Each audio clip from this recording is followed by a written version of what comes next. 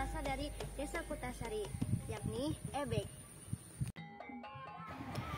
Ebek merupakan bentuk kesenian tari daerah Banyumasan yang menggunakan boneka kuda yang terbuat dari anyaman bambu dan kepalanya diberi injuk sebagai rambut. Tarian ebek di daerah Banyumas menggambarkan prajurit perang yang sedang menunggang kuda.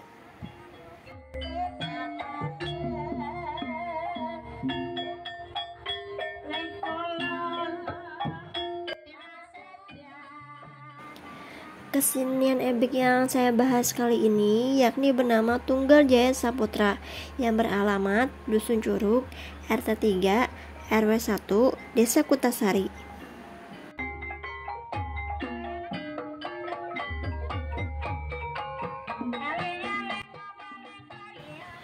Ebek di Kutasari Dusun Curug diketuai oleh Bapak Karmain. Ada pula Bapak Subardjo sebagai salah satu pemain alat musik dan Bapak Kartono sebagai pengasuh. Ebek ini terdiri dari 25 personil.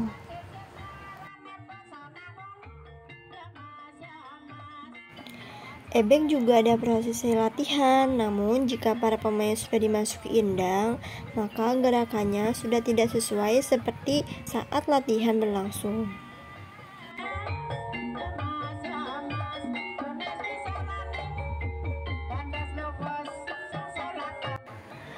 Kurangnya pemeliharaan kesenian tradisional membuat sejumlah orang kurang peduli terhadap nilai-nilai dan unsur budaya yang berkembang di daerahnya. Salah satu kesenian tradisional yang masih tetap hidup pada saat ini adalah kesenian ebek di Dusun Curug, Desa Kutasari. Tidak sama halnya dengan kesenian-kesenian tradisional lainnya yang sudah terkikis, kesenian ebek ini masih tetap hidup dan bahkan berkembang.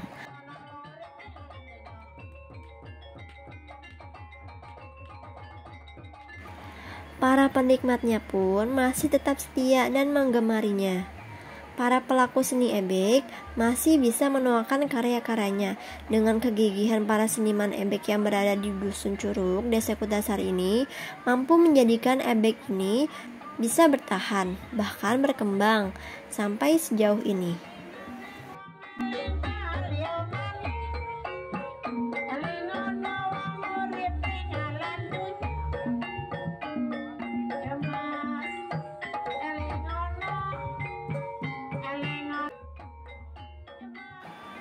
Untuk potensi ebek ini cukup besar karena di Desa Kutasari ini masih menjadi tontonan favorit yang biasanya ada seperti di pesta rakyat, hajatan, syukuran, khitanan, dan lain-lain.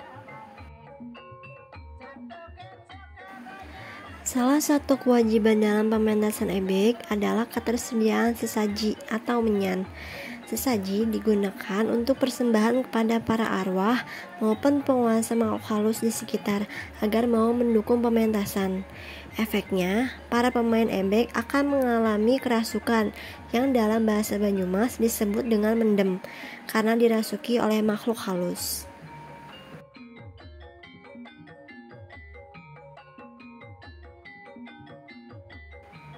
Di saat inilah para pemain ebek biasanya memakan berbagai benda atau makanan yang tidak lazim, seperti bunga-bunga sesaji, mengupas kelapa dengan gigi, memakan padi dari tangkainya, bara api, kuning telur, dan lain-lain.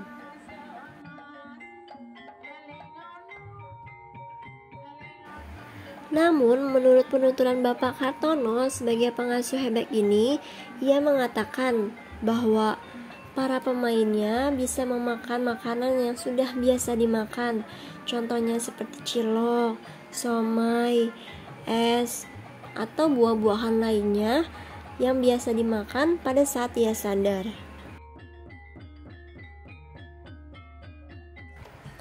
Menurut penuturan Bapak Subardjo sebagai pengurus dan pemain ebek Tunggal Jaya Saputra mengatakan bahwa ebek ini diharapkan tidak hanya sebagai tontonan namun juga sebagai tuntunan. Sebab uniknya dari ebek ini yakni mengisyaratkan suatu kejadian yang akan datang. Pernah suatu ketika ada suatu bencana yang akan melanda, namun para pemain ataupun pengurusnya tidak tahu apa yang dimaksud. Beberapa waktu setelah pertunjukan selesai, ternyata bencana tersebut benar terjadi. Contohnya seperti angin puting beliung, wabah penyakit menular, dan lain-lain.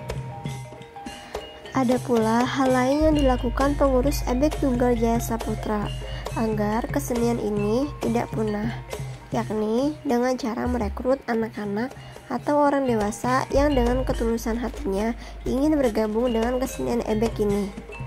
Sebab hal ini memudahkan orang tersebut untuk lebih berbaur dengan rutinitas, baik dalam melihat pertunjukan ebek yang sedang berlangsung maupun ikut latihan dalam persiapan pertunjukan, serta tidak memaksa anggota apabila ada keinginan untuk keluar atau memilih pekerjaan yang lain.